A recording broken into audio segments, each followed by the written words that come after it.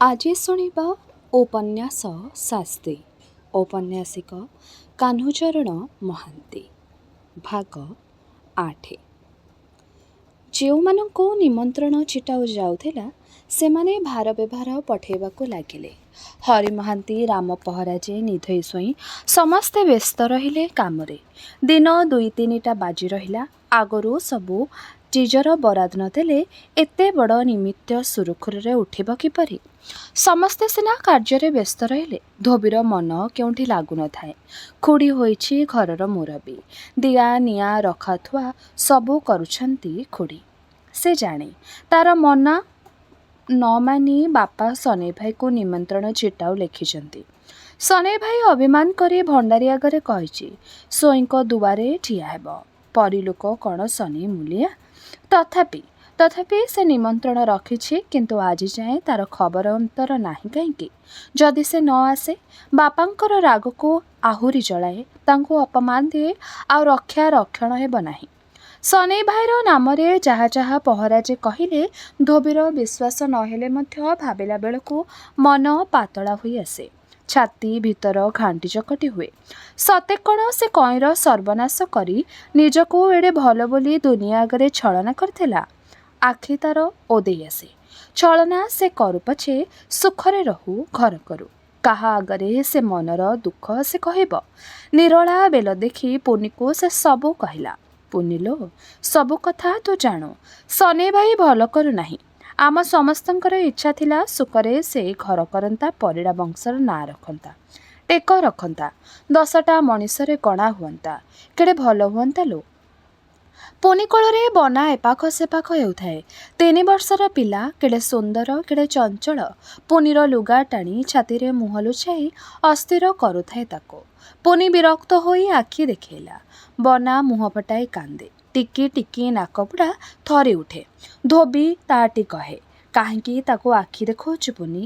ଦେ ତାକୁ କ୍ଷୀର। ଉଲୁସି ଉଠେ ଧୋବିର ସାରା ଦେହ।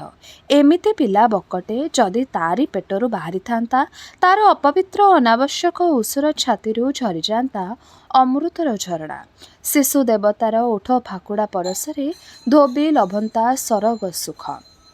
2 ହାତ ବଢ଼ାଇ ବନାକୁ ତାର ମରୁ ଛାତିକୁ ଟାଣି ନେବାକୁ ମାତୃତ୍ୱ ଦିଏ ଇସାରା। କିନ୍ତୁ ସମାଜ ଗଢ଼ା ସଂସ୍କୃତି କହେ କାନେ କାନେ, ଛି ବାଉରି ପିଲାଟା, ଅପବିତ୍ର।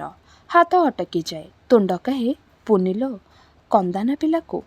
ପୁନି ଛାତିରେ ବନା ମୁହଁ ଲୁଚାଏ। ପୁନି କହେ, କାନ କରି ସେଦିନ ମୁଁ ଭାଇକୁ ବୁଝାଇଲି। ଘରେ ତାକୁ ଗଢ଼ିଏ ରଖାଇଦେଲି ନାହିଁ। ପୁଣି ସେ ପାଗଳ ହେଲା। ଏତେ କାଣ୍ଡ କଲା, ଜାତି ହରାଇ ପାଣ ପଠାଣକୁ ଘରେ ରଖି ରଖି ପରିଡ଼ା ବଂଶର ନାମ ବଢ଼େଇଲା। କ'ଣ ତାର ମନରେ ଅଛି? କାହିଁକି ସେ ଏମିତି କଲା? ଧୋବିର ଇଚ୍ଛା ହେଲା ସାବିତ୍ରୀ ଅମାବାସ୍ୟା ରାତିର ଘଟଣା ପୁନି ଆଗରେ କହିବ। ସନେଇ ଭାଇ ତାରି ଉପରେ ମାନ କରି ନିଜକୁ ଭସାଇ ଦେଉଛି। କିଏ ଯେପରି ଧୋବିର ଜିଭ ଓଟାରି ଧରିଲା। ସେ କହିପାରିଲା ନାହିଁ। ପୁନି ଦର ହସିଲା ହୋଇ କହିଲା, ପଚାରିବି କଥାଟିଏ ଧୋବି ଅପା? ମଲା ବେଳକୁ ତୋ ବୋଉ ଯାହା କହି କଲେ ସେଥିର ତୋର ମତ ଅଛି? ଧୋବି ମୁହଁ ପୋତିଲା। ନିଜ ଦେହ ଉପରେ ତାର ନିଘା ପଡ଼ିଲା। ଇସ୍, କେଡ଼େ ଦୁର୍ବଳ ସେ ହେଲାଣି, କେଡ଼େ ଅସଣା। ଦେହ ସାରା ବସନ୍ତର ଚିହ୍ନ, ମୁଣ୍ଡର କେଶ ଛିଣ୍ଡି କାନ୍ଧ କତିକି ଆସିଲାଣି। ଧୋବି ମୁଣ୍ଡ ଟେକିଲା। ବିରସ ଭାବ ଫୁଟିଲା ତା ମୁହଁରେ। କହିଲା, ମୋର ମତ ଅମତରେ ଥାଏ କ'ଣ? ମାଇକିନିଆ ଝିଅ ଆମେ, ପର ହାତର ଖେଳନା। ସେଥିରୁ ଆମକୁ କ'ଣ ମିଳିବ? ପୁନି, ତୁ ଗୋଟିଏ କାମ କରିପାରିବୁ? କ'ଣ? ଯିବୁ ସନେଇ ଭାଇ ଘରକୁ? ପୁନି ଚମକି ଉଠିଲା। କେଉଁ ସାହସରେ ବିଷ୍ଣୁପୁରର ଦାଣ୍ଡ ସେ ମାଡ଼ିବ? 12 ଲୋକ 12 କଥା କହି କାଉ କାଉ କରି ତାକୁ ଖାଇଯିବେ। ଯେଉଁଦିନୁ ସେ ମଧୁଆ ଭୋଇର ଘରେ ଆଶ୍ରା ନେଲା, ସେଇଦିନୁ ସେ ମଣିଥିଲା ପୁନି ମରିଛି। ବିଷ୍ଣୁପୁର ସଙ୍ଗେ ତାର କୌଣସି ସମ୍ବନ୍ଧ ନାହିଁ। କେମିତି ପୁଣି ବେହିଆ ମୁହଁରେ ବିଷ୍ଣୁପୁର ଦାଣ୍ଡ ସେ ମାଡ଼ିବ? ତୁନି ରହିଲୁ ଯେ। କାହିଁକି ଯିବି? ତୋ ଛଡ଼ା ସନେଇ ଭାଇକୁ କେହି ଆଉ ବାଟକୁ ଆଣିପାରିବେ ନାହିଁ। ତତେ ଦେଖିଲେ ସବୁ ଛତରଖିଆ ଘର ଛାଡ଼ି ଚାଲିଯିବେ। କ'ଣ ତାଙ୍କର ଦରକାର? ଖାଇ ପିଇ ସୁଖରେ ରହିବାକୁ ଯାହା ସେମାନଙ୍କର ଲୋଡ଼ା, ମୁଁ ସବୁ ଦେବି। ଏତେ ଲୋକ ଠାବ ପାଇଲେ ଆଉ 5 ଜଣଙ୍କୁ କ'ଣ ମୁଁ ଘର କରି ଦେଇପାରିବି ନାହିଁ? ତାଙ୍କର ଚଳାଚଳ ପାଇଁ ଜମିବାଡ଼ି ଖଞ୍ଜି ଦେଇପାରିବି ନାହିଁ? ମୋ ସମ୍ପତ୍ତି ମୁଁ ଯାହାକୁ ଦେଲେ କେହି ମୁହଁ ଖୋଲି କହିପାରିବେ ନାହିଁ। ସବୁ ତାକୁ ବୁଝାଇ କହିବୁ ପୁନି, କହିବୁ ପୁଣି ମୁଁ କହିଛି। ପୁନି ସବୁ କଥା ବୁଝିଲା। ଆଗ୍ରହ ଆନନ୍ଦରେ ଉଜ୍ଜଳ ଦିଶିଲା ତାର ମୁହଁ। ପୁଲକିତ ହୋଇ ଉତ୍ତର ଦେଲା, ଯିବିଲୋ ଧୋବିଅପା, ଲାଜ ସରମ ମାନ ଅପମାନ ଯାହା ଆସୁ ସବୁ ମୁଁ ତୋରି ପାଇଁ ହସି ହସି ସହିବି। ଯାହା ତୁ କହିଲୁ, ଯାହା ତୁଣ୍ଡ ଖୋଲି ନ କହିଲୁ ସବୁ ମୁଁ କହିବି। ଦେଖିବି ତାର ପାଗଳାମି କେତେ। ସନେଇ ଭାଇଟା ବୟସରେ ସିନା ବଡ଼ଲୋ, ପିଲା ବୁଦ୍ଧି ତାର ଯାଇନାହିଁ। ସେଇଥିପାଇଁ ରାଗରୁଷ କରେଛି। ପିଲାଦିନେ ପିଜୁଳି ଗଛରେ ଚଢ଼ି ପିଜୁଳି ପାରିଲା ବେଳେ ଯେମିତି ଦାନ୍ତ ନିକୁଟି ମାଙ୍କଡ଼ ହୋଇ ତତେ ଡରାଏ, ଆଜି ସେ ସେମିତି ଡରଉଛି। ରହ ରହ, ତା ମୁହଁ ନ ଭାଙ୍ଗିଲେ ହେବ ନାହିଁ। କ'ଣ ଗୁଡ଼ାଏ ଗପୁଛି ପୁନି, ସତ କହୁଛି। ଦେଖିବୁ ଫେରେ, ମୁଁ ଯିବି, ମୋ ସାଙ୍ଗରେ ବନା ଯିବ, ତା ବାପା ଯିବ, ଲୋକେ ଦେଖନ୍ତୁ, କ'ଣ କହିବେ କହନ୍ତୁ। ସନେଇ ଭାଇକୁ ଆଣି ତୋ ପାଖରେ ନ ଛାଡ଼ିଛି ଯଦି ଚୁପ୍, ଦେଖିବୁ ରହ। ମଧୁବୋଇ ବେକରେ କୁରାଡ଼ି ପକାଇ ସେଇଠି ଆସି ପହଞ୍ଚିଲା। ମୁଣ୍ଡର ଓଢ଼ଣା ଟାଣି ଗୁଣୁ ଗୁଣୁ ହୋଇ କହିଲା, ମଲା ମୋର, ଆଉ କ'ଣ ବେଳ ନଥାଏ? ମଧୁ କହିଲା, ସାଆନ୍ତାଣୀ ଦାଣ୍ଡ ଆଗରେ ଛାମୁଡ଼ିଆ କାମ ଶେଷ ହେଲା। ବୁଢ଼ା ସାଆନ୍ତେ କହିଲେ, ଆପଣ ଟିକିଏ ଦେଖିଲେ ଲିପା ପୋଛାର ବରାଦ କରିବି। ଧୋବି ହସି ହସି କହିଲା, ବୁଢ଼ା ସାଆନ୍ତେ ଯେମିତି କହୁଛନ୍ତି ସେମିତି କରଯା। ମୁଁ ଦେଖିଲେ କ'ଣ ଅଧିକ ହେବ? ନେଇଯା ତୋ ପୁଅକୁ ସାଙ୍ଗରେ। ବନ ଠୁକୁ ଠୁକୁ ହୋଇ ମଧୁଆ ପାଖକୁ ଗଲା। ମଧୁଆ ତାକୁ କାଖ କରି ଫେରିଗଲା ଦାଣ୍ଡକୁ। ଧୋବି ଏକ ଆଖିରେ ଚାହିଁ ରହିଲା। ମଧୁଆ ଚାଲିଗଲାରୁ ଧୋବି କହିଲା, ପୁନିଲୋ, ମଧୁ ସିନା ବାଉରି ଘରେ ଜନ୍ମ ହୋଇଛି, କୋଉ ଜନ୍ମରେ ସେ ରଜାଘର ପୁଅ ଥିଲା। ପୁନି ମନେ ମନେ ଗର୍ବ ଅନୁଭବ କଲା। ପୁଣି ଈର୍ଷାରେ ଛାତି ଭିତରେ କିଏ ଯେପରି କଣ୍ଟା ଫୋପାଡ଼ିଲା ପରି ମଣିଲା। କହିଲା, ସତ କହିଲୁ ଧୋବିଅପା, ମୋ ଭାଇର ଚାଲିଗଲା ବାଟର ଧୂଳି ସଙ୍ଗେ କିଏ ସମାନ ହେବ? ଆହା, ମରୁଲୁନୁ ପୋଡ଼ାମୁହିଁ। ଧୋବି ହସିଲା। କିଏ କରୁଛି ଠିକ୍ ଆଉ କିଏ କରୁଛି ଭୁଲ, ନିର୍ବୋଧ କିଏ ସତେ? ଧୋବି ହିନ୍ଦୁ ସଂସ୍କୃତିର ଅବତାର। ସବୁ ସଂସ୍କୃତି ଦରିଦ୍ର ନିରାଶ୍ରୟ ହାତରେ ସେ ଟେକି ଦେଇଛି। ସଂସାରରେ ଥାଇ ସନ୍ନ୍ୟାସିନୀ ପରି ବେଳ କାଟୁଛି। ସଂଯମର ଅବତାର। ଆଖିର ଲୁହ ଭିତରେ ସେ ପାଇଛି ଆନନ୍ଦ, ପାଇଛି ଶାନ୍ତି। ସବୁ ତାର ଭୁଲ। ସଞ୍ଜ ଅନ୍ଧାର। ଆକାଶରେ ଘେରି ରହିଛି ମେଘ। 2 ଆଣ୍ଠୁ ଉପରେ ନଦି ହୋଇଛି ମୁଣ୍ଡ ସନେଇର। ଭାବୁଛି ଦୁନିଆର ବନ୍ଧାଗତ ଧରି ଚାଲିଲେ କେହି ଆପତ୍ତି କରନ୍ତି ନାହିଁ। ଲୋକେ ମଣନ୍ତି ଯାହା ପୁରୁଣା ସବୁ ଠିକ୍। ଯେଉଁ ବାଟରେ ବାପ ଅଜାଙ୍କର ଚକ ଗଡ଼ି ଯାଇଥିଲା, ଗୁଳା ଫିଟି ଯାଇଛି। ଭଲ ହେଉ କି ମନ୍ଦ ହେଉ, ଚାଲ ସେଇ ବାଟରେ। ଚାଲ ହେଉନା ମଶାଣି ଆଡ଼କୁ। ନୂଆ ବାଟ ଫିଟାଇବାଟା କଷ୍ଟ। କେଡ଼େ ଆବୁଡ଼ା ଖାବୁଡ଼ା, ଚକ ଗଡ଼େ ନାହିଁ, ମଝି ଘରରେ ରଥ ଅଟକେ। ଭଗନ୍ତି ହସନ୍ତି। ରଥ ଚଢ଼ାଳି ପଛକୁ ଅନାନ୍ତି। ପୁରୁଣା ଗୁଳାରେ ଗାଡ଼ି ଚାଲିଛି ଶଗଡ଼। ଫେରିଯିବାକୁ ମନ ହୁଏ ହାଇଁ ପାଇ। ସନେଇର ରଥ ଅଟକିଛି। ଝଡ଼ ବର୍ଷା ମୁଣ୍ଡରେ ଏଇ ବିଲରେ ରୋଇଛନ୍ତି ଧାନ, ସେ ଓ ରହିମ। ଅପାରକ କେସି ବେଜ, ଭରତ ସାମଲ ଘରେ ରହିଛନ୍ତି। କଇଁ ଘରଯାକର ଦାୟିତ୍ୱ ମୁଣ୍ଡାଇ ବର୍ଷା ପବନ ନ ମାନି ଧାଇଁ ଯାଇଛି ନିତି ଗହୀର ବିଲକୁ, ଯେଉଁଠି କାମ କରନ୍ତି ସନେଇ ଆଉ ରହିମ। ସନେଇ କହିଛି, ତୁ ଯା କଇ, ତୋର ଦୁର୍ବଳ ଦେହ ପଡ଼ିଯିବୁଟି। କାମ ସାରି ଆମେ ଯାଉଛୁ ତୋ ପଛେ ପଛେ। ରହିମ କହିଛି, ଯା କଇଁ ଅପା। କଇଁ ଯାଇନାହିଁ। ତେନ୍ତୀ ବୁଢ଼ୀ, ସେ ବି ଚକଟିଛି କାଦୁଅ। 2 ଦିନ ହେଲା ସେ ପଡ଼ିଛି ଜ୍ୱରରେ। ଆଖି ଫିଟୁନାହିଁ। ରହିମ ଲାଗି ପଡ଼ିଛି ତାର ସେବାରେ। କେତେ ଦିନ ଏମିତି ଚଳିବ? ଗ୍ରାମବାସୀ ତାକୁ ଏକଘରିକିଆ କରିଦେଇଛନ୍ତି। ପଇସାକ ଜାଗାରେ 4 ପଇସା ଦେଲେ ବି ମୂଲିଆ କାମ କରିବାକୁ ମଙ୍ଗୁ ନାହାନ୍ତି। କବିରାଜେ ଜୋହନକ ଯାଇ ଔଷଧ ପାଣି ଆଣିଦେଲେ। ବିନା କାରଣରେ ସମସ୍ତେ ହେଲେଣି ବିବାଦୀ। କ'ଣ କରିବ? ଗ୍ରାମବାସୀଙ୍କର ସାହାଯ୍ୟ ଓ ସହାନୁଭୂତି ନ ପାଇଲେ ଏତେ ଲୋକଙ୍କୁ ନେଇ କାନ୍ତରରେ ପଡ଼ିଲା ପରି ହେବା ସିନା ସମାନ। ଉପାୟ କ'ଣ? କେତେ ଦିନ ଆଉ ଚଳାଇ ପାରିବ ରଥ? ପିଣ୍ଡା ସେ କଡ଼ରୁ ଭରତ ସାମଲ ଗାଇ ଉଠିଲା। ଚକା ନୟନକୁ ଚାହିଁ ଗରିବ ଜଣେ। ସନେଇ କାନ ଡେରି ଶୁଣିଲା। କେଡ଼େ ଆକୁଳ ସେ ମିନତି। ଦାଣ୍ଡ ଘରେ ଅନ୍ଧ କାଶୀ ବେସନ ଗୁଣୁଗୁଣୁ ହେଲା। ଘଟ ଛୁଟିଲେ ତୋତେ ବୋଲିବେ ଭୂତରେ। ମୁହୂର୍ତ୍ତେ ସନେଇ କାନ ଡେରିଲା। ପୁଣି ବୁଡ଼ିଗଲା ତାର ଭାବନାରେ। ଚିନ୍ତେଇ ଶୋଇ ନିମନ୍ତ୍ରଣ କରିଛନ୍ତି। ଉପହାସ। ପେଟ ପାଇଁ ଯାହାଙ୍କ ଆଗରେ ଗୋଡ଼ ଭାଙ୍ଗି ଠିଆ ହୋଇଥିଲା, ଯିଏ କୋଠିଆ କରି ବୁଝିବାକୁ ତାକୁ ଡାକିଥିଲେ, ସେଇ ସେ ଚିନ୍ତେଇ ଶୋଇ ମୂଲିଆର ନିରାଶ୍ରୟ ରକ୍ତ ଶୋଷି ଯିଏ ବଡ଼, ବରଂ ଚିନ୍ତେଇ ଶୋଇ ବିରକ୍ତ ହୁଅନ୍ତୁ। ଯାହା କରିବାର କରନ୍ତୁ, ସେ ନିମନ୍ତ୍ରଣ ରଖିବନି। ସ୍ୱାଧୀନ ହୋଇ ବିଲ ମଝିରେ ବର୍ଷା ପାଣିରେ କାଦୁଅ ଚକଟି କାମ କରୁ ସେ ଟଳି ପଡ଼ିବ। ରହିମ ଡାକିଲା, ସନେଇ ଭାଇ, କଇଁ ଅପାର ଜ୍ୱର ବଢ଼ିଛି। ସେ ଅସ୍ଥିର ହୋଇ ଚମକୁ ଡାକୁଛି। ସନେଇ ଉଠିଲା। ରହିମ ପଛେ ପଛେ ଗଲା।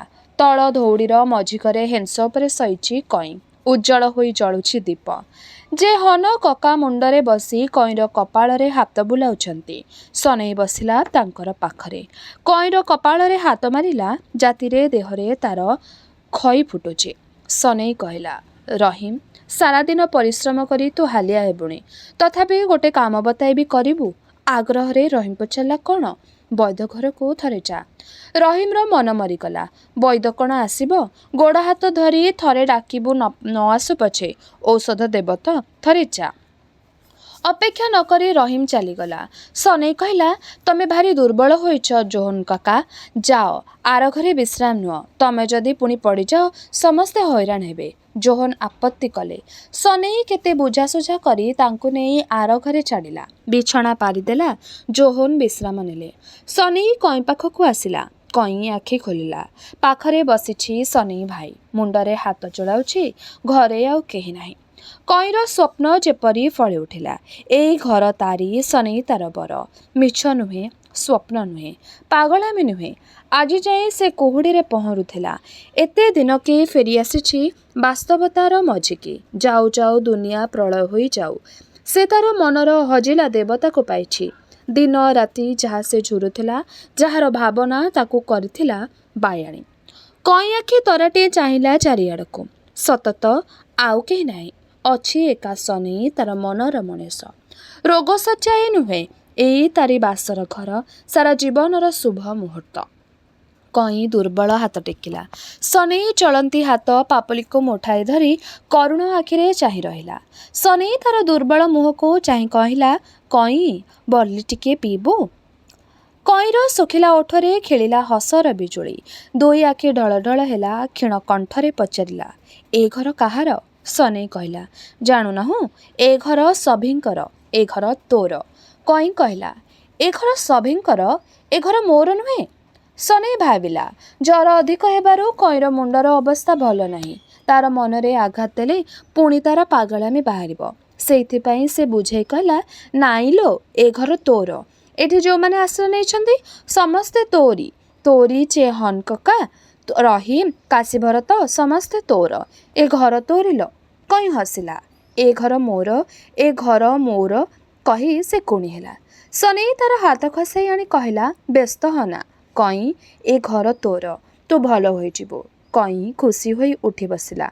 ହସି ହସିକା ସନେଇକୁ କଟମଟ କରି ଚାହିଁଲା। କହିଲା, ତୁଇ ମୋର ବର ସନେଇ ଭାଇ।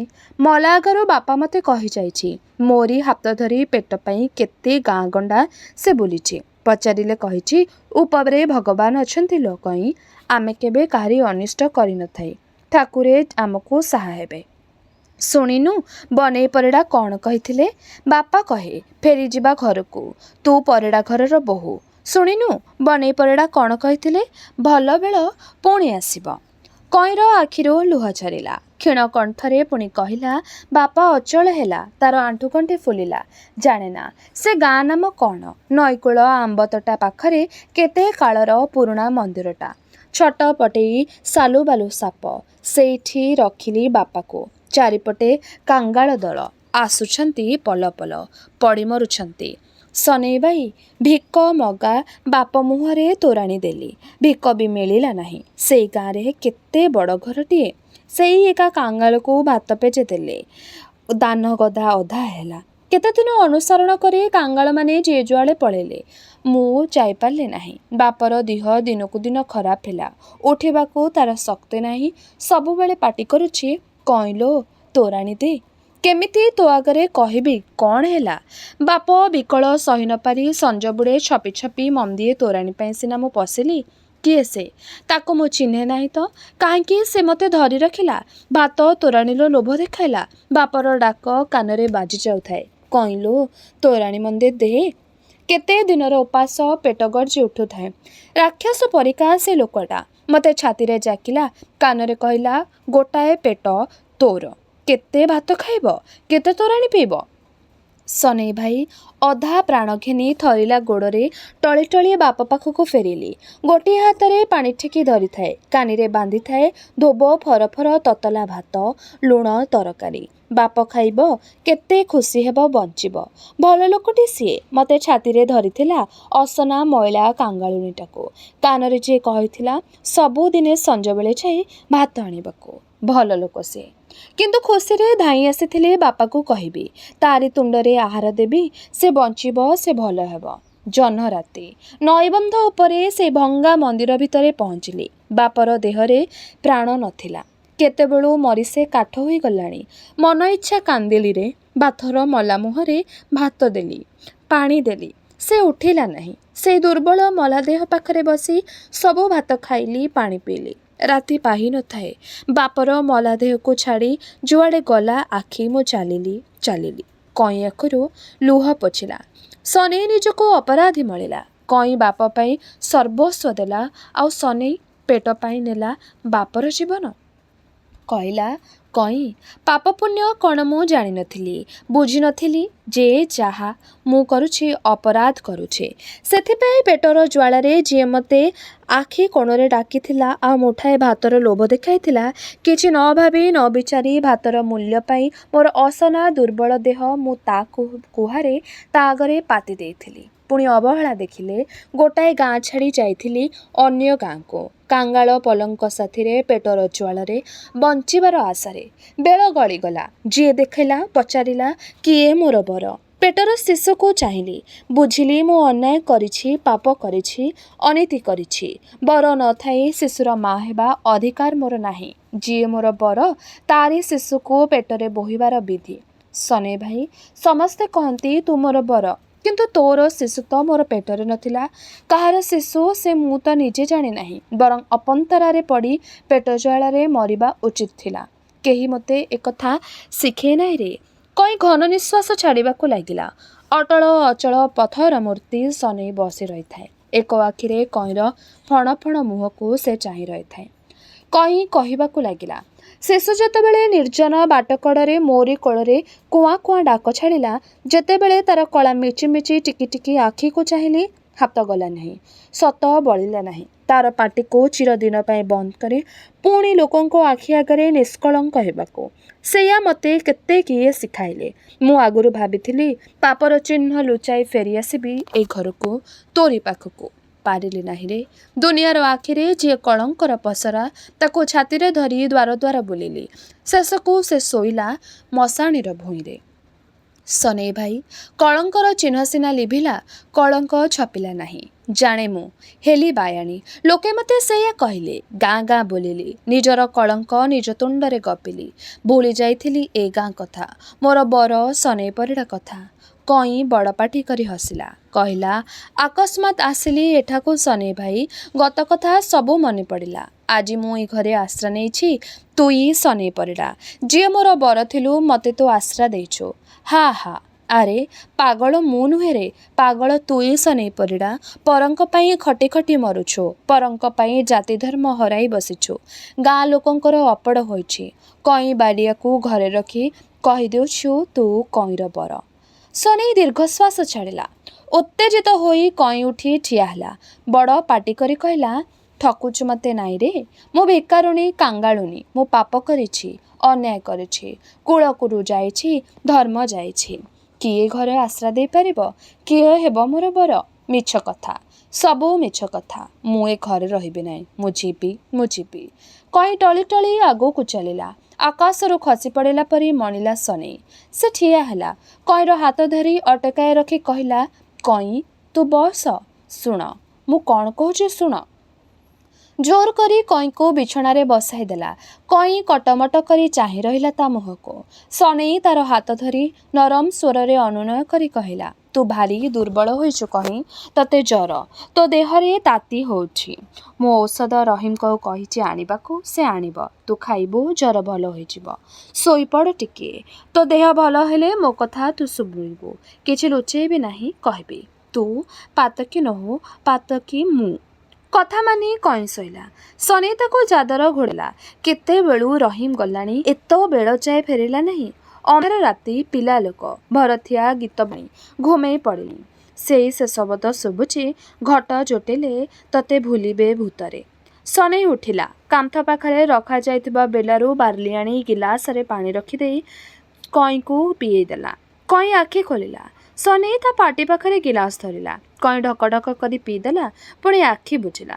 କେତେବେଳେ ରହିମ ଫେରିଲା। ମୁହଁ ଶୁଖେଇ ମୁଣ୍ଡ ହଲେଇ କହିଲା, ବୈଦ ଔଷଧ ଦେଲେ ନାହିଁ। ଗ୍ରାମବାସୀ ସଭା କରି ମନା କରିଛନ୍ତି ଯେ ଯିଏ ଆମ ସଙ୍ଗେ ସମ୍ପର୍କ ରଖିବ ସିଏ ହେବ ଏକ ଘରିକିଆ। ସନେଇ କହିଲା, ଆଚ୍ଛା ତୁ ଯା ଶୋଇପଡ଼। ରୋଗୀ ପାଖରେ ମୁଁ ଅଛି, ଦରକାର ହେଲେ ତତେ ଉଠେଇବି। ରହିମ କଥା ମାନି ଆର ଘରକୁ ଚାଲିଗଲା। ସନେଇ ଜଗି ବସିଲା କଇଁକୁ। ପୁରୁଣା କଳଙ୍କି ଲଗା ସମାଜରେ ରହିଲେ ବନ୍ଧାଗତ ନିୟମ ମାନି ଚଳିବାକୁ ହେବ। ତାର ଗରମ ମୁଣ୍ଡ ଭିତରେ ଖୋଜିଗଲା କେତେ ଭାବନା। ସେ ବୁଝିଲା ଯାହା ସେ କରିଛି ସବୁ ଭୁଲ। କେଉଁଟା ଠିକ୍ କେଉଁଟା ଭୁଲ କେହି ଜାଣିବେ ନାହିଁ। ମଣିଷର ସ୍ୱାଧୀନ ଚଳନୀ ଆଗରେ ପାହାଡ଼ ପରି ଠିଆ ହେବେ ସ୍ୱାର୍ଥସେବୀ ଧନିକ ଦଳ। ଚିନ୍ତେଇଶୋଇମାନେ। ହଜାର ହଜାର ବର୍ଷ ତଳେ ଯେଉଁ ଧର୍ମ ନିୟମମାନ ଗଢ଼ା ଯାଇଥିଲା, ଯେଉଁ ବିଶ୍ୱାସ ମଣିଷର ରକ୍ତରେ ଯୁଗ ଯୁଗ ଧରି ଆସନ ପାତି ବସିଛି, ସେଇ ବିଶ୍ୱାସ ଓ ତାରି ପୂଜାରୀ ଯେ ପ୍ରହରାଜ। ଆଉ ଏଇ ଦୁଇଟାକୁ ବାନ୍ଧି ରଖିବା ପାଇଁ ଗଢ଼ା ହୋଇଛି ଯେଉଁ ଆଇନ। ସନେଇ ଯାହା କରିଛି ଦୁନିଆ ଆଖିରେ ସବୁ ଭୁଲ, ସବୁ ଅନ୍ୟାୟ। ବାପତୁଣ୍ଡରେ ଆହାର ଦେବାକୁ ଯେଉଁ କଇଁ ଭଲମନ୍ଦ କିଛି ନ ବୁଝି ଦେହ ବିକିଲା, ଜୀବନ ରଖିବାକୁ ପାପ ପୁଣ୍ୟର ଧାରଣା ଭୁଲି ପେଟ ପାଇଁ ଯେ ଅଜଣା ପୁରୁଷର ଛାତିକୁ ଆଉଜିଲା, ଯେ ନିଜର କର୍ମକୁ ନ ଛପାଇ ଶିଶୁ ପୁଅକୁ ଛାତିରେ ଧରି ବୁଲିଲା, ସେ କଳଙ୍କିନୀ। ସମାଜରେ ଧର୍ମରେ ଦୁନିଆରେ ତାର ଥାନ ନାହିଁ। ଯିଏ ତାକୁ ଆଶ୍ରା ଦେବ ସେ ମଧ୍ୟ ହେବ ପତିତ। ହେଉ ପଛେ ସନେଇ ପତିତ। ଲୋକେ ତାକୁ ଘୃଣା କରନ୍ତୁ। କଇଁ ପାଇବ ଆଶ୍ରା ତାରି ଘରେ ତାରି ଛାତିରେ। କେହି ନ ବୁଝୁ, ସନେଇ ବୁଝିଛି। କଇଁ ନିଷ୍ପାପ ନିଷ୍କଳଙ୍କ। କଇଁ ନିର୍ମଳ ପବିତ୍ର। ଧୋବୀର ରୂପ ଆଖି ଆଗରେ ଠିଆ ହେଲା। ଏଇ ଘରେ ନିର୍ଜନ ଶିବରାତ୍ରିରେ ଏଇ ଘରେ ଆଜି ଧୋବୀ ନାହିଁ, ଅଛି କଇଁ। ଧୋବୀ ପୁରୁଣା ସଂସ୍କୃତିର ପ୍ରତୀକ। କଇଁ ନିରାଶ୍ରୟ। ଧୋବୀ ତାକୁ ବିଦାୟ ଦେଇଛି, କିନ୍ତୁ କଇଁ ପାଗଳ ହୋଇଛି ତାରି ପାଇଁ। କଇଁ ତାର ଭୁଲ ବାଟର ସାଥୀ। ଯାଉ ଯାଉ ଧୋବୀର ସ୍ମୃତି ମନରୁ ପୋଛି ହୋଇଯାଉ। କଇଁ ସେଠି ଆସନ ପାଶୁ। ଯିଏ ଏଇ ଘରର ଘରଣୀ, ସନେଇ ପାଇଁ ବିନା ଆପତ୍ତିରେ ଯିଏ ଆଜି ପୀଡ଼ିତ, ଯିଏ ହସି ହସି ଦେବାକୁ ଯାଉଛି ଜୀବନ, ସେଇ କଇଁ। କଇଁ ବ୍ୟସ୍ତ ହୋଇ କଡ଼ ବୁଲାଇଲା। ମୁହଁରୁ ଖସାଇ ଦେଲା ଚାଦର।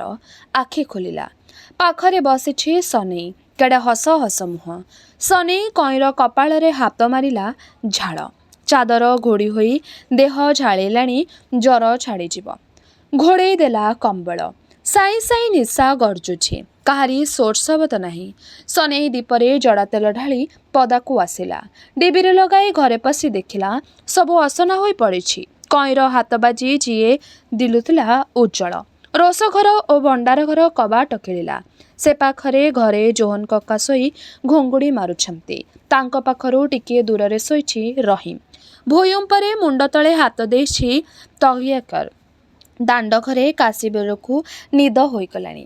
ଦାଣ୍ଡ ଭିତରେ ଭରତ ସାମଲ କାନିପାରି ଶୋଇଛି। ସନେଇ ମଝିଘର ଠଣାରେ ଡିବିରି ରଖି ପଦାକୁ ଗଲା। ଆକାଶରେ ପୂର୍ବ ପରି ମେଘ ଜମାଟ ବାନ୍ଧିଛି। ପବନ ନାହିଁ। ଘର ଆଗରେ ଠିଆ ହୋଇ ଅନ୍ଧାରର ଘର ଆଡ଼କୁ ଚାହିଁ ରହିଲା। ଏଇ ଘର ଧୋବୀର ଧନରେ ତିଆରି। ଧୋବୀର ଧନ, ଧୋବୀର ଆଗ୍ରହ, ମମତା, ଆଖି ଲୁହ। ତାରି ଯୁବକ ଛାତିରେ ଆଣିଥିଲା ଯେଉଁ ଉତ୍ତେଜନା, ମନରେ ଭରି ଦେଇଥିଲା ଯେଉଁ ଆଶା, ତାହାରି ଫଳ ଏହି ଘର, ଏ ସମ୍ପତ୍ତି, ସନେଇର ଜୀବନ। ସାବିତ୍ରୀ ଅମାବାସ୍ୟା ରାତିରେ ଧୋବୀ ଯଦି ତାର ମନରେ ଆଘାତ ଦେଇ ନଥାନ୍ତା, ଏ ଘରର ଅବସ୍ଥା ଆଜି ହୋଇଥାନ୍ତା କ'ଣ? ଯେଉଁମାନେ ଏ ଘରେ ଆଶ୍ରା ପାଇଛନ୍ତି, ଯେଉଁମାନେ ହୋଇଛନ୍ତି ଏ ଘରର କୁଟୁମ୍ବ, ସେମାନେ ଥାଆନ୍ତେ କେଉଁଠି? ଧୋବୀର ହାତ ଧରି ସେ ଏ ଘରକୁ ଆଣିଥିଲେ, ପୁଣି ମଡ଼ା ବାଟରେ ଗଡ଼ି ଚାଲିଥାନ୍ତା ତାର ଜୀବନର ରଥ। ଦୁନିଆରେ ଧର୍ମ, ସଂସ୍କୃତି, ଜାତି, ସମ୍ମତି ସବୁ ମାନି ସବୁରି ଆଗରେ ମୁଣ୍ଡ ନୁଆଁଇ ଗଡ଼ିଥାନ୍ତି ସେ ଅନାଦି କାଳର ଘର ସଂସାର। ଯାହା ସେ ଆଜି କରିଛି ଅବା କରୁଛି, ସବୁ ଭୁଲ। ସ୍ୱାର୍ଥକୁ ଛାଡ଼ି ସଂସାରରେ ମଣିଷ ବଞ୍ଚିପାରେ ନା। ସେ ଯାହା କରେ ସବୁ କରେ ଆଗ ନିଜ ପାଇଁ, ତାପରେ ସମାଜ, ଦେଶ, ଧର୍ମ ପାଇଁ। ସମସ୍ତେ ମୋର ଆଉ ମୁଁ ସଭିଙ୍କର, ଏପରି ଧାରଣା କେବଳ ବିରାଗୀ ସନ୍ନ୍ୟାସୀମାନଙ୍କ ପାଖରେ ସମ୍ଭବ। ସବୁ ମଣିଷ ସୁଖରେ ରୁହନ୍ତୁ, ସମସ୍ତେ ହୁଅନ୍ତୁ ସ୍ୱାଧୀନ ସମାନ। ଏହା ସିନା ମଣିଷ ଜାତିର ଆଦର୍ଶର କଥା, ବାସ୍ତବ କ୍ଷେତ୍ରରେ ଏହି ଆଦର୍ଶ ଫଳାଇବା ସହଜ ନୁହେଁ। ମଣିଷର ସଭ୍ୟତା, ମଣିଷ ଜାତିର ଐତିହ୍ୟ ଲୋପ ପାଇଯାଉଛି। ତାର ପରିଶ୍ରମର ଫଳ ଭୁଞ୍ଜିବେ ଯଦି ନିଶ୍ଚେଷ୍ଟ ଅକର୍ମ ପ୍ରାଣ କାମ କରିବାର ପ୍ରେରଣା ଆସିବ ନାହିଁ। ମଣିଷ କରିବ କାମ ନିଜ ପାଇଁ, ପୁଣି ନିଜର ପରପୁରୁଷଙ୍କ ପାଇଁ, ଯାହାଙ୍କ ଭିତରେ ବଞ୍ଚି ରହିବାର ବାସନା ଜାଗି ରହିବ ଅନନ୍ତ କାଳ ଯାଏଁ। ମଣିଷ ସଞ୍ଚି ରଖିବ ନିଜ ପାଇଁ, ପୁଣି ଯାହାଙ୍କୁ ଆଣିବ ଏ ଦୁନିଆକୁ ତାଙ୍କ ପାଇଁ। ଧୋବି ଠିକ୍ କରିଛି, ଆଉ ସନେଇ ଉତ୍ତେଜନାରେ ଅଜଣା ଅଭିମାନରେ କରିଛି ଭୁଲ। ଧୋବି ଆତ୍ମବଳି ଦେଇଛି ଦରିଦ୍ର ନିଃସହାୟଙ୍କ ପାଇଁ। ଦେଶ ଆଗରେ, ସମାଜ ଆଗରେ ଗଢ଼ିଛି ଆଦର୍ଶର ସ୍ତମ୍ଭ। ସମସ୍ତେ ଯେବେ ଏଇଆ କରିବେ, ମଣିଷ ଜାତିର ଦୁଃଖ ଯିବ। ସମସ୍ତେ ରହିବେ ସୁଖରେ, ଆନନ୍ଦରେ। ସମସ୍ତେ କରିବେ କାମ ବଡ଼ ହେବାକୁ। ସନେଇ ଯାହା କରିଛି ଭୁଲ, ମଣିଷ ଜାତିକୁ ନିଶ୍ଚେଷ୍ଟ ଅକର୍ମା କରିବାକୁ, ମଣିଷ ଜାତିର ସଭ୍ୟତାର ଜୀବନର ଲୋପ କରିବାକୁ। ସନେଇ ଅସ୍ଥିର ହୋଇ ପଡ଼ିଲା। କିଏ ଯେପରି ତାର କାନ ପାଖରେ କହି ଉଠିଲା, ଏସବୁ ମୋର, ମୋର, ମୋର। ଦେହର ରକ୍ତ ଢାଳି ମୁଁ ଗଢ଼ିଛି ସୁଖ ପାଇଁ, ଆନନ୍ଦ ପାଇଁ। ସମସ୍ତେ ମୋର ଆଶ୍ରିତ। ଜୋହନ କକା, ରହିମ, କାଶୀ, ଭରତ ସମସ୍ତଙ୍କ ପାଇଁ ମୁଁ ଦେବି ଆତ୍ମବଳି। ଦେହର ରକ୍ତ ପିଆଇ ବଞ୍ଚାଇବି ସମସ୍ତଙ୍କୁ। ସମସ୍ତେ ମୋର ଆଶ୍ରିତ, ଅତିଥି, ବନ୍ଧୁ। ସନେଇ ମୁଣ୍ଡରେ ହାତ ବୁଲାଇ ଘର ଆଗରେ ଟହଲିବାକୁ ଲାଗିଲା। ଧୋବିର ଲୁହଭରା ଆଖି ତାର ମନେ ପଡ଼ିଲା। ଧୋବିର ଅନୁରୋଧ ତାର କାନରେ ବାଜି ଉଠିଲା, ତୁ ବାହା ହୋଇ ପଡ଼ ସନେଇ ପାଇଁ। ଉତ୍ତେଜନାର ଅଭିମାନରେ ସନେଇ କେତେ କଥା କହି ଆସିଥିଲା ସିନା। ଧୋବି କଥା ସେ ରଖିବ, ବାହା ହେବ, ସଂସାର କରିବ, କଇଁ ହେବ ତାର ଘରଣୀ। ଯେଉଁ ବାପର ଜୀବନ ସେ ନେଇଛି, ତାର ଇଚ୍ଛା ପୂରଣ କରିବ। ଯେଉଁ ରୁଗ୍ଣ ଅତଳ ବାପର ତୁଣ୍ଡରେ ଆହାର ଦେଇ ବଞ୍ଚିବାକୁ ପାପ ପୁଣ୍ୟ କ'ଣ ନ ଜାଣି ନ ବୁଝି କଇଁ ଦେଇଥିଲା ତାର ଦେହ, ସେ ରୁଗ୍ଣ କାଙ୍ଗାଳର ଇଚ୍ଛା ସେ ପୂରଣ କରିବ। କଇଁ ହେବ ତାର ଘରଣୀ, ତାର ଭବିଷ୍ୟତର ବଂଶଧରଙ୍କ ଜନନୀ। କଇଁ କାଙ୍ଗାଳୁଣୀ, ଦୁନିଆର ଆଖିରେ ଯିଏ କଳଙ୍କିନୀ, ଯାହାକୁ ଏ ଘରର ଘରଣୀ କରିବାକୁ ଦୁଇ କୂଳର ଆଗ୍ରହ ଥିଲା। ସେ କାଙ୍ଗାଳୁଣୀ କଇଁ ହେବ କଙ୍ଗାଳ ସନେଇର ଘରଣୀ, ଆଉ ସମସ୍ତେ ହେବେ ଆଶ୍ରିତ। ସନେଇ ମଝି ଘରକୁ ଚାହିଁଲା। କଇଁ ପୁଣି ଉଠି ଠିଆ ହୋଇଛି, କାହାକୁ ଯେପରି ଖୋଜୁଛି। ସନେଇ ତରତର ହେଇ ତା ପାଖକୁ ଗଲା। କଇଁ ପଚାରିଲା, ଶୋଇନୁ ତୁ? ସନେଇ ତାର ହାତ ଧରିଲା। ଦେହ ଥଣ୍ଡା ଥଣ୍ଡା ଲାଗୁଛି, ଜ୍ୱର ଓହ୍ଲେଇ ଗଲାଣି। କଇଁ ବସି ପଡ଼ିଲା ବିଛଣା ଉପରେ। କହିଲା, ଏମିତି ଜ୍ୱର ମୋତେ ହୁଏ। କାହା ପିଣ୍ଡାରେ 2-3 ଦିନ ପଡ଼ି ଜ୍ୱର ଛାଡ଼ିଲେ ପୁଣି ଉଠି ଚାଲିଯାଏ, ମରଣ ହୁଏ ନାହିଁ। ମନ୍ଦାଇ ପାଣି ଦେ ସନେଇ ଭାଇ। ସନେଇ ପାଣି ଦେଲା। କଇଁ ପାଣି ପିଇ କହିଲା, 2-3 ଦିନ କାଳ ଜ୍ୱରରେ ପଡ଼ିଛି, ତମେ ସବୁ ଖାଇଲ କ'ଣ? ସନେଇ କହିଲା, ରହିମ ଭାତ ରାନ୍ଧିଲା, ଜୋହନ କକା ତାକୁ ସାହାଯ୍ୟ କଲା। ତୁ ଶୋଇପଡ଼ କଇଁ, ସକାଳୁ ତୋର ଜ୍ୱର ଏକାଥରେ ଭଲ ହୋଇଯିବ। ରାତି ପାହାନ୍ତା ହେବାକୁ ବେଶୀ ଡେରି ନାହିଁ। ଅନିଦ୍ରା ହୋଇ ଜଗି ବସିଛୁ? ସନେଇ ଉତ୍ତର ଦେଲା ନାହିଁ। କଇଁର ଶୁଖିଲା ମୁହଁକୁ ବଲ ବଲ କରି ଚାହିଁ ରହିଲା। କଇଁ ଦୁଃଖିତ ହେଲା ପରି କହିଲା, ସନେଇ ଭାଇ, ମୁଁ ବାଆଣିଟା, ଜ୍ୱର ବାଉଳାରେ କେତେ କ'ଣ ବକିଗଲି। ସନେଇ ବିହ୍ୱଳ ହେଲା। କଇଁର ହାତ ଧରି କହିଲା, ତଳେ ବାୟାଣୀ କରିଛି ଏ ଦୁନିଆ। କଇଁ ଗୋଟିଏ କଥାର ଜବାବ ଦେବୁ ପଚାରିବି? ସନେଇର ହାତ ଥରି ଉଠିଲା। କଇଁ ଆବା କାବା ହୋଇ ପଚାରିଲା, କ'ଣ? ମୁଁ କିଏ କଇଁ? କହ, କହ। କଇଁ କ'ଣ ଭାବିଲା, ଜ୍ୱର ବାଉଳାରେ ତୁ ତୋ ଜୀବନରେ ସବୁ ଦୁଃଖ କହିଛୁ। କଇଁ, ଦୁନିଆ ତୋତେ ଘୃଣା କରିଛି, ସମାଜ ତୋତେ ତଳେ ଛାଡ଼ିଛି। ସମସ୍ତେ ଦେଖିଛନ୍ତି ତୋର ବାହାରର କାମ, ତୋ ମନର ଭାଷା କେହି ବୁଝିବାକୁ ଚେଷ୍ଟା କରିନାହାନ୍ତି। କଇଁ, ମନେ ପକା ଥରେ ତୋର ମଲା ବାପର କଥା, ମୋ ବାପର ମନ କଥା। ଦୁହିଁଙ୍କର ଇଚ୍ଛା ଯେଉଁଦିନୁ ଏହା ହୋଇଥିଲା, ସେଇଦିନୁ ତୁ ତ ଏ ଘରର ଘରଣୀ। ମଝିରେ ଯେଉଁ ଝଡ଼ ତୋଫାନ ବହିଗଲା, ସେଥିପାଇଁ କେହି ଦାୟୀ ନୁହେଁ। ନିଜର ଘରକୁ ତୁ ନିଜେ ଫେରି ଆସିଛୁ। ବାୟାଣୀ ହୋଇ ଦାଣ୍ଡରେ ଯାହା ତୁ ପାଟି କରି କହିଥିଲୁ, ଆଜି ଜ୍ୱର ବାଉଳାରେ ଯାହା କହିଥିଲୁ, ଭଲ ମନରେ ନିରୋଳାରେ ଆମ ମୋ ଆଗରେ ତୁନି ତୁନି କହି କଇଁ କଇଁ କହ ସନେଇ ଭାଇ, ମୋର ବର। କଇଁ କାବା ହୋଇ ଚାହିଁ ରହିଲା ସନେଇ ମୁହଁକୁ। ସେ କ'ଣ ସ୍ୱପ୍ନ ଦେଖୁଛି? ସନେଇ ଭାଇ ପାଗଳ ହୋଇନାହିଁ ତ? ଯାହା ଅସମ୍ଭବ ସେଇଆ ସେ ତୁଣ୍ଡରେ କହ ଓ ଆନନ୍ଦ ପାଏ ସିନା, ମନର କାମନା କଥାରେ ହିଁ ଫଳବତୀ ହୁଏ। ସନେଇର ଆଶ୍ରିତା ସେ। ଜୋହନ କକା, ରହିମ, କାଶୀ, ଭରତ ଯେପରି ଆଶ୍ରିତ। ପେଟ ପାଇଁ ମୁଠାଏ ଭାତ ପାଇଁ ବାଟର ଗଛମୂଳ ଛାଡ଼ି ଶନିର ଘରେ ସେ ଆଶ୍ରା ନେଇଛି। ସତେ ସେ ହେବ ଏ ଘରର ଘରେଣୀ, ଶନିର ସ୍ତ୍ରୀ? ଏତେ ବଡ଼ ଅସମ୍ଭବ କଥା ଦୁନିଆରେ କିଏ ସ୍ୱୀକାର କରିବ? କିଏ ବିଶ୍ୱାସ କରିବ ଯେ କଇଁ ଶନିର ସ୍ତ୍ରୀ? ଶନି ପଚାରିଲା, ତୁନି ରହିଲୁ ଯେ? ତୋରି ମୁଣ୍ଡରୁ ମୁଁ ଉତ୍ତର ଚାହେଁ। କଇଁ, ତୁ ବୁଝିପାରିବୁ ନାହିଁ ମୋ ମନର କଥା। ମୁଁ ମାନେ ନାହିଁ ଧର୍ମ, ସମାଜ, ଜାତି, କିନ୍ତୁ ମାନେ ଜୀବନ, ନାରୀ ପୁରୁଷର ମିଳନ, ସମ୍ପର୍କ ଆଉ ମିଳିତ ଜୀବନର ସ୍ୱାର୍ଥ। ସେଇଥିପାଇଁ କାଙ୍ଗାଳ ଶନି ଫେରିଆସିଲା ମରଣ ମୁହଁରୁ।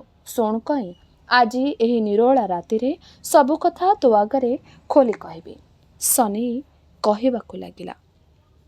ସେ ବିବାହରେ ବ୍ରାହ୍ମଣ ମନ୍ତ୍ର ପଢ଼ିଲା ନାହିଁ, ବାଜିଲା ନାହିଁ ଶଙ୍ଖ, ଦେବଦେବୀଙ୍କୁ ଆହ୍ୱାନ କରାଗଲା ନାହିଁ, ଜଳିଲା ନାହିଁ ହୋମ ଶିଖା। ସେ ବିବାହରେ ପୁରୋହିତ ଧର୍ମଯଜ୍ଞ ସାକ୍ଷୀ ହେଲେ ନାହିଁ, ଭବିଷ୍ୟତ ପାଇଁ ହେଲା ନାହିଁ ଲେଖାପଢ଼ା। ସେ ବିବାହରେ ବନ୍ଧୁ ବାନ୍ଧବ ନିମନ୍ତ୍ରିତ ହେଲେ ନାହିଁ, ଖିଆ ପିଆ ଦିଆ ନିଆ ଧୁମଧାମ ଉଡ଼ିଲା ନାହିଁ, ଲୋଡ଼ା ହେଲା ନାହିଁ ଫୁଲ ଚନ୍ଦନ, ନୂଆ ଲୁଗା, ନୂଆ ଗହଣା। ନିତିଦିନିଆ ଜୀବନର ଗୋଟିଏ ଦିନ ସେ। ସବୁଦିନ ପରି ରାତି ପାଇଥିଲା। ବାଦଲ ଫାଙ୍କରେ ଉଙ୍କି ମାରି ସୂର୍ଯ୍ୟ ଉଠିଥିଲେ ଆକାଶ ମଝିକୁ। ରହି ରହି ବହିଯାଇଥିଲା ଥିରି ପବନ। ଦୁଇ କୂଳ ଧୋବି ନାଚି ନାଚି ହସି ହସି ସବୁଦିନ ପରି ଦ୍ରୁତ ଗତିରେ ଧାଇଁ ଯାଇଥିଲା ଖରସୁଆଁର ପାଣି। ଦୁର୍ଭିକ୍ଷ ଅଇଁଠା ମଶାଣି ଫେରତା କଙ୍ଗାଳ ଶନିର ମନ ସଙ୍ଗେ କଇଁର ମନ ମିଳିଥିଲା। ଦୁହିଁଙ୍କର ଆତ୍ମା ବାଛି ନେଇଥିଲା ପରସ୍ପରକୁ ଜୀବନର ସାଥୀ କରି। ଦୁହିଁଙ୍କର ପ୍ରାଣର ଉଦ୍ବେଗ ଝରାଇଥିଲା, ଆଖିର ଲୁହ ଫୁଟାଇଥିଲା ଓଠରେ ହସ। ଚାରୋଟି ଆଖି ପରସ୍ପର ଆବେଗରେ ସାକ୍ଷୀ ହୋଇଥିଲେ ସନେଇ ପରିଡ଼ାର ଦାଣ୍ଡ ଘରେ। ଦୁର୍ଭିକ୍ଷ ବାହୁଡ଼ା ଜୋହନ କକା, ଯେଉଁଠି ବସି ରହିମ ଭରତ କାଶୀକୁ ବୁଝାଉଥିଲେ ଜୀବନ ଓ କର୍ମର ମହତ୍ତ୍ୱ, ସେଇଠି କଇଁର ହାତ ଧରି ଶନି ମିଳିଲା। ମନର କଥା ସମସ୍ତଙ୍କୁ କହିଲା। ଜୋହନ କକାଙ୍କର ଗୋଡ଼ ପାଖରେ ଦୁହେଁ ଲଗାଇଲେ ମୁଣ୍ଡ। ବିହ୍ୱଳ ହୋଇ ଦୁହିଁଙ୍କର ମୁଣ୍ଡରେ ଦୁଇ ହାତ ରଖି କକା କଲ୍ୟାଣ କଲେ। ଦୀର୍ଘାୟୁ ହୁଅରେ ପିଲେ ଦିହେଁ ମୋର, ତମର ପ୍ରେମ ଅଟଳ ହେଉ, ଜୀବନ ହେଉ ସାର୍ଥକ। ଦିହେଁ ଉଠି ଭରତ ସାମଲ ଓ କାଶୀବେଜଙ୍କୁ ପ୍ରଣାମ କଲେ। ସେ ଦୁହେଁ ଏକ ସ୍ୱରରେ କହିଲେ, ଦୀର୍ଘାୟୁ ହୁଅ।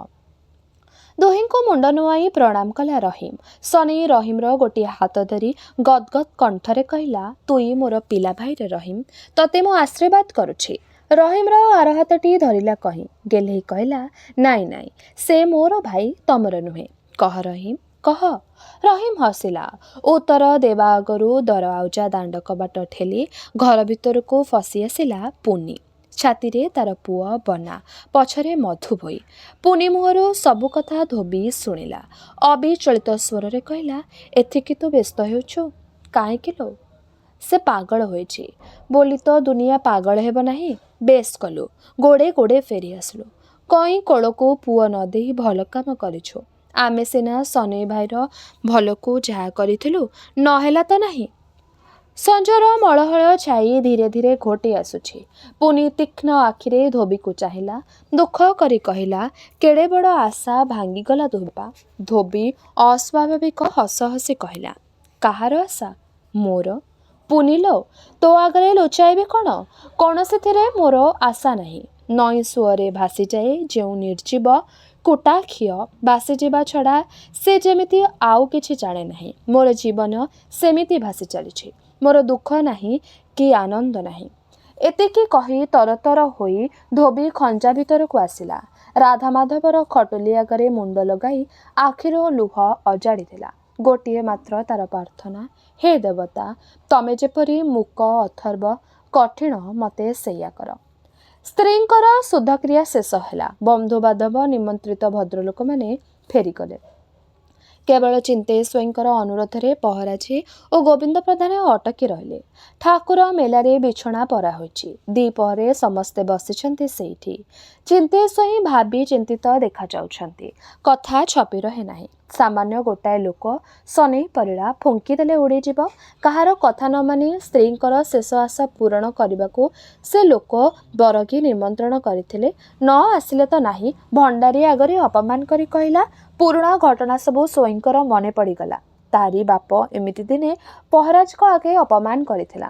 ସେ ପୁଣି ସେଇଆ କଲା। ଭଗାରୀ ହସୁଛନ୍ତି। ଗାଁ ଲୋକେ କାବା ହୋଇ ଚାହିଁଛନ୍ତି।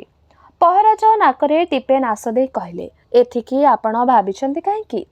ଆପଣଙ୍କର ଆଦେଶ ପାଇବା ଆଗରୁ ଗ୍ରାମବାସୀମାନେ ତାକୁ ଏକଘରିଆ କରିସାରିଲେଣି। କେମିତି ଚଳୁଛି ଚଳୁ। ହରି ମହାନ୍ତିଏ କହିଲେ, ଭଲ କହିଲ ପହରାଜେ। ଦୁନିଆରେ ବିଷ୍ଣୁପୁର ତ ଖଣ୍ଡିଏ ଗାଁ ନୁହେଁ, ଗାଁକୁ ଲାଗି ରହିଛି ଗାଁ। ଯେଉଁଠି ସୂର୍ଯ୍ୟ ଉଠୁଛନ୍ତି ପୁଣି ଯେଉଁଠି ସୂର୍ଯ୍ୟ ବୁଡ଼ୁଛନ୍ତି ସେ ଯାଏ। ଆରେ ବାପା, ଏକା ରହିବୁ ତ ରହ, ଆଉ 5 ଜଣ ଯେମିତି ଅଛନ୍ତି ସେମିତି ରହ, ନୋହିଲେ ବାପ ଏ ଗାଁ ଛାଡ଼ି ଚାଲିଯା। ନିଧେଇ କହିଲେ, ସାମାନ୍ୟ ଗୋଟିଏ ଲୋକ ପାଇଁ ଏତେ ଘଣ୍ଟା ଚକଟା କରିବା ଦରକାର ନାହିଁ। ସେ ତାର ଯେମିତି ଚଳୁଛି ଚଳୁ, ଆମର ଯାଇ ଆସେ କ'ଣ?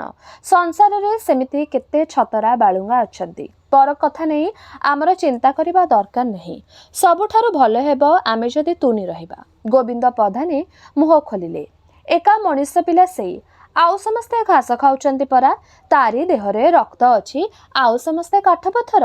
ଛୋଟରାୟ ଜମିଦାରଙ୍କୁ ଅପମାନ ଦେବ, ଚିନ୍ତେଇ ସ୍ୱାଇଁଙ୍କୁ ବେଇମାନ କରି ବେଇଜ୍ଜତ କରିବ। ମଧୁଭୋଇ କ'ଣ କହିଲା ଶୁଣିଲ? କାଲି ଆଉ କ'ଣ କରିବ? ଆରେ ବା, ପହରାଜୀ କହିଲେ। ଗ୍ରାମବାସୀ ଏକମନ ଏକଥା ହେଲେ ପୁଅ ଯିବ କୁଆଡ଼େ ହୋ? କେତେ ଯୋଗ ଚଳିବ? ବଳଦ ପୁଞ୍ଜାକ ଯଦି 2 ଥର କାଞ୍ଜି ଅଦାରେ ପଡ଼ନ୍ତି, ବଗିଚାରେ ଯଦି 2-4ଟା ଗୋଦା ମେଲା ହୁଏ, ପୁଅ ବେଳକୁ ବାଟ ହାଡ଼ିବ। କ'ଣ କହୁଛ ମହାଏ? ହରି ମହାନ୍ତି କହିଲେ, ଏଗୁଡ଼ା ଅତି ଛୋଟ କଥା ହୋ ପହରାଜେ। ଆରେ ଲାଗିବ ତ ଭଲ କରି ଲାଗିବ, ନୋହିଲେ ନାହିଁ। ସମସ୍ତେ ତାଙ୍କ ଆଡ଼କୁ ପଚାରିଲା ମୁହଁରେ ଚାହିଁଲେ। ହରି ଗୁମାସ୍ତା ମୁରୁକି ହସି କହିଲେ, ଏକୁଟିଆ ଘର ତ ବାଗଉଣ୍ଡି ଆଗ୍ନେୟାସ୍ତ୍ର ପ୍ରୟୋଗ କଲେ ସବୁ ଛତରଖିଆ ଯିଏ ଯୁଆଡ଼େ ପଳେଇବେ। ନିଧେଇ ଚମକି ଉଠିଲେ, କହିଲେ, ଏସବୁ କ'ଣ କହୁଛ ତହସିଲଦାର? ଏତେ ବଡ଼ ଅନ୍ୟାୟ କାମ କରିବାକୁ ହାତ କାହାର ଯିବ? କେହି ନ ଦେଖୁ, ଧର୍ମ ତ ଦେଖୁଛି। ସମସ୍ତେ ଘର କରି ରହିଛନ୍ତି। ଛି ଛି।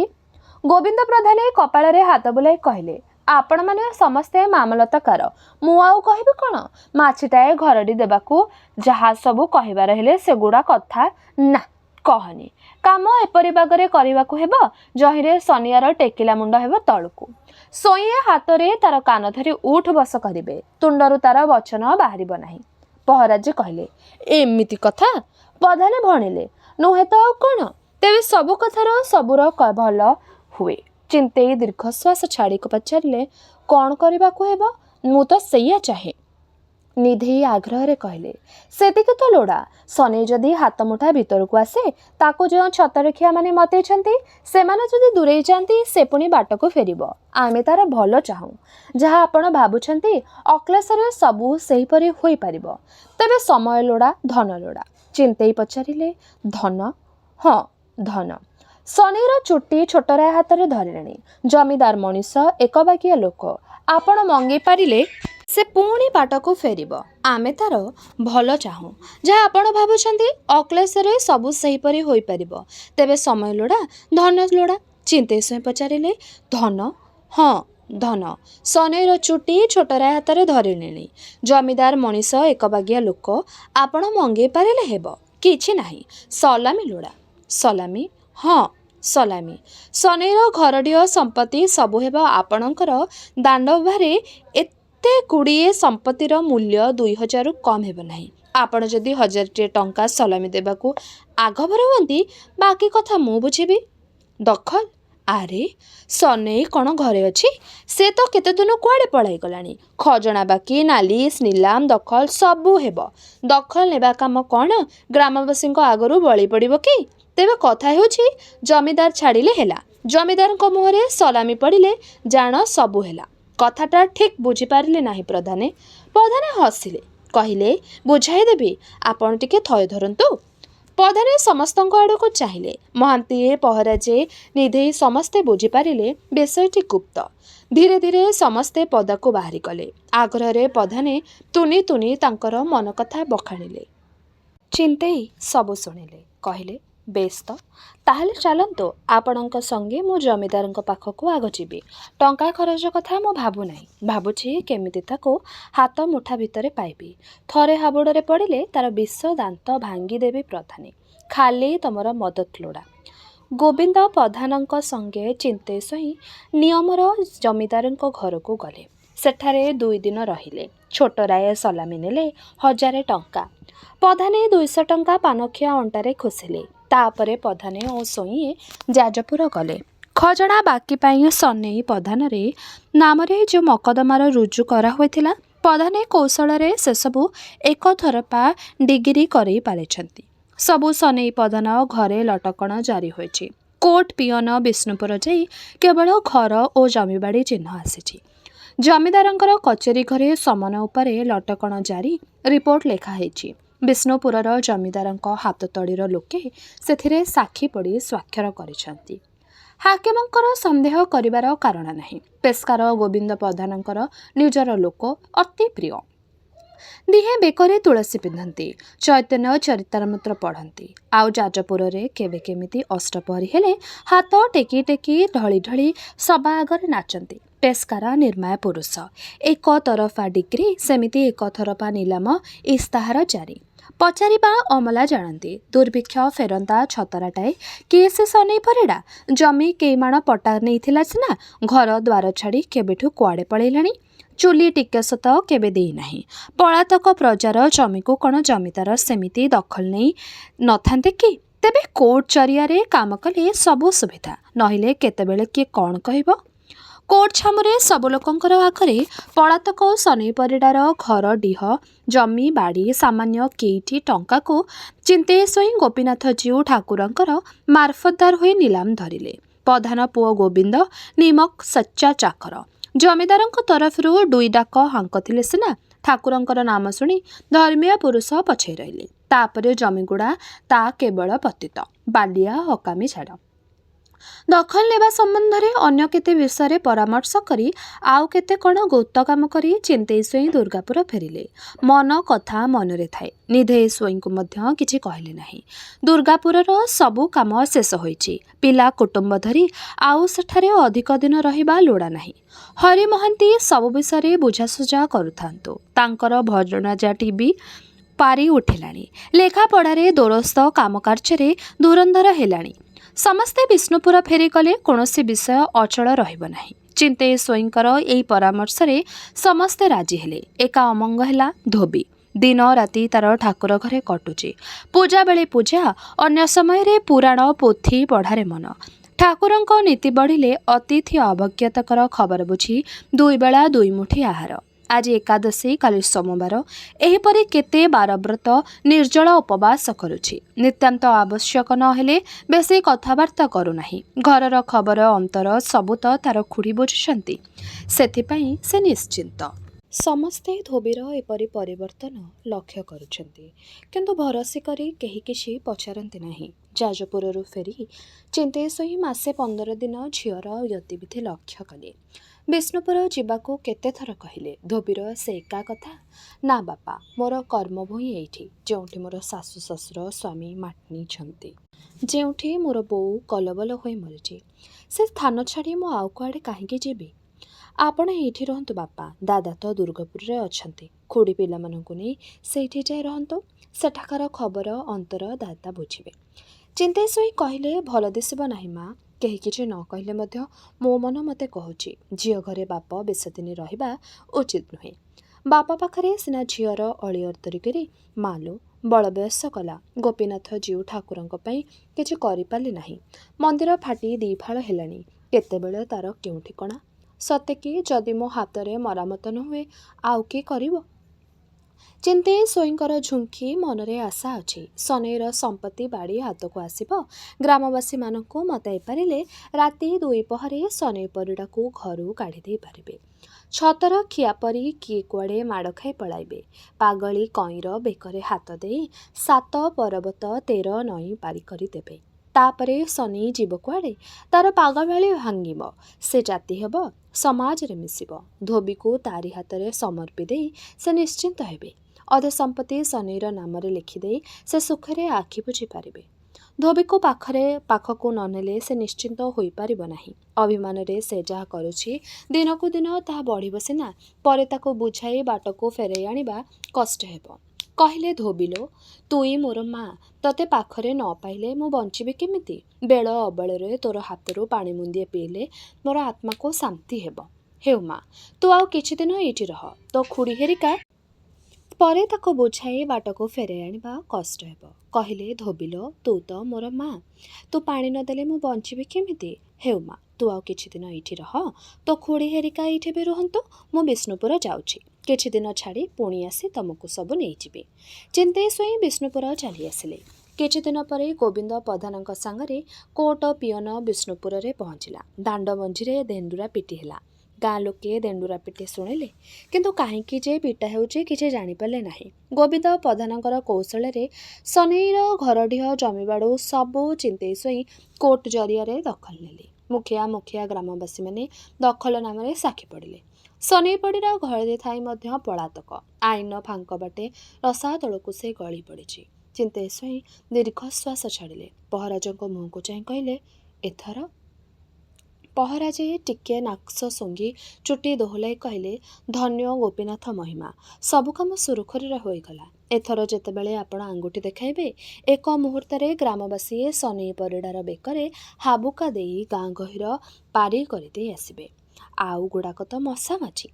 ଚିନ୍ତେଇ ସେ ଉତ୍ତର ଦେଲେ ନାହିଁ। ପହରାଜ କହିଲେ, ସବୁ ରାତିରେ ଠାକୁର ମୋତେ ସପନଉଛନ୍ତି। କିରେ, ମୋ ମନ୍ଦିର ତଣ୍ଟିଆ କଲାଣି, କ'ଣ ଭାଙ୍ଗି ତଳେ ଲୁଟିବ କି? ମୋରି ପୋଖରୀ ତ ଭୁଷୁଡ଼ି ଗଲାଣି, ଆଉ କ'ଣ ପୋତି ହୋଇ ପଡ଼ିବ? ଭଲ କରି ଥରେ ନୀତି କରିପାରୁନି, କେତେଦିନ ଏମିତି ଅଧା ଉପାସ ପଡ଼ିଥିବି?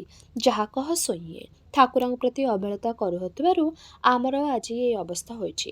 ରହିବାକୁ ଘର ନାହିଁ, ପିନ୍ଧିବାକୁ ଖଣ୍ଡେ ଲୁଗା ମିଳୁନାହିଁ। ସ୍ୱାଇଁ ମୁଣ୍ଡ ହଲାଇ କହିଲେ, ସେସବୁ ଠିକ୍ ହୋଇଯିବ, ଅପେକ୍ଷା କର। ଆଚ୍ଛା ପହରାଜେ, ସନେଇ ପରିଡ଼ା ଯଦି ସବୁ ଧର୍ମ ଛାଡ଼ି ପ୍ରାୟଶ୍ଚିତ କରେ, ପୁଣି ଜାତିରେ କୁଳରେ ମିଶିପାରିବ ତ? ତମର ପାଠ କ'ଣ କହୁଛି? ପହରାଜେ କଟମଟ କରି ତାଙ୍କ ମୁହଁକୁ ଚାହିଁଲେ।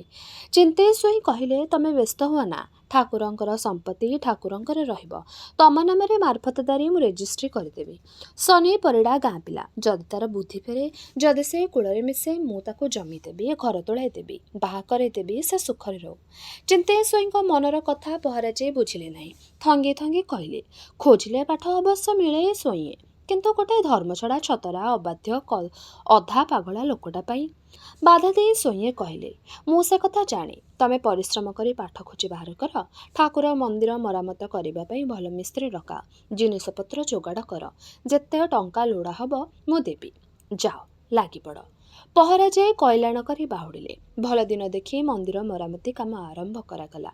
ଗାଁ ଲୋକେ ଉତ୍ସାହରେ ଠାକୁରଙ୍କ କାମରେ ଯୋଗଦେଲେ। ଅକୁଣ୍ଠିତ ଚିତ୍ତରେ ସ୍ୱାଇଁ ହାତ ମୁଠା ଖୋଲି ଟଙ୍କା ଖରଚ କଲେ। ପହରାଜେ ସବୁ ବରାଦ କରୁଛନ୍ତି। ଖୋଜି ଖୋଜି ଭଲ ମିସ୍ତ୍ରୀ କାରିଗର କଟକରୁ ଅଣା ହୋଇଛି। ଦିନ ରାତି କାମର ଚାଲିଛି। କେତେ ଗହଳ ଚହଳ, କେତେ ଆନନ୍ଦ। ଏ ଖବର ପାଇ ନିଜେ ଧୋବି ଦୁର୍ଗାପୁରରୁ ଧାଇଁ ଆସିଛି। ଗୋପୀନାଥଙ୍କ ମନ୍ଦିର ତୋଳା କାମ ସତେକି ସମ୍ଭାଳି ହୋଇଥାନ୍ତା। ବାପ ଝିଅ ଦିହେଁ ପରାମର୍ଶ କରି ସବୁ କାମ ବରାଦ କରୁଛନ୍ତି। ଚିନ୍ତେଇ ସ୍ୱାଇଁ ଘରବାଡ଼ି ଜମିବାଡ଼ି ଚାକର ବାକର ସମସ୍ତ ଭାର ନିଧେଇ ସ୍ୱାଇଁଙ୍କ ଉପରେ ଛାଡ଼ିଦେଇ ନିଶ୍ଚିନ୍ତ ହୋଇଛନ୍ତି। ବିଷ୍ଣୁପୁର ଓ ଦୁର୍ଗାପୁର ଦୁଇଆଡ଼ର ସମ୍ପତ୍ତି ନିଜେ ନିଧେଇ ବୁଝାସୁଝା କରୁଛନ୍ତି। ତାଙ୍କର ସ୍ତ୍ରୀ ଅଧେ ଦିନ ବିଷ୍ଣୁପୁରରେ ରହିଲେ, ଅଧେ ଦିନ ଦୁର୍ଗାପୁରରେ ରହୁଛନ୍ତି। ଘରଣୀ ଏକା ସେଇ। ସେ ବୁଝାସୁଝା ନ କଲେ ସବୁ ବେବିରାଦ ହେଇଯିବ। ବିଶେଷତଃ ଦୁର୍ଗାପୁର ସମ୍ପତ୍ତି ଉପରେ ସଦାବେଳେ ତାଙ୍କର ନଜର। କେତେବେଳେ କ'ଣ ହେବ କେହି ତ ବୁଝିପାରିବେ ନାହିଁ। ଧୋବି ବିଷ୍ଣୁପୁରରେ ରହିଲେ, ତାର ଖୁଡ଼ି ଦୁର୍ଗାପୁରରେ ରହୁଛନ୍ତି। ଜଣେ କେହି ପାଖରେ ନଥିଲେ ଚିନ୍ତେଇ ସ୍ୱାଇଁଙ୍କର ଖବରନ୍ତର କିଏ ବୁଝିବ? ଧୋବି ବିଷ୍ଣୁପୁରରେ। ତେବେ ଏଇଠାରେ ଶେଷ ହେଲା ଔପନ୍ୟାସିକ କାହ୍ନୁଚରଣ ମହାନ୍ତିଙ୍କର ଉପନ୍ୟାସ ଶାସ୍ତି। ଆଗାମୀ ଅଧ୍ୟାୟରେ ଏହି ଉପନ୍ୟାସଟିର ଶେଷ ଭାଗଟିକୁ ଆମେ ଶୁଣିବା। ରହିଲି, ନମସ୍କାର।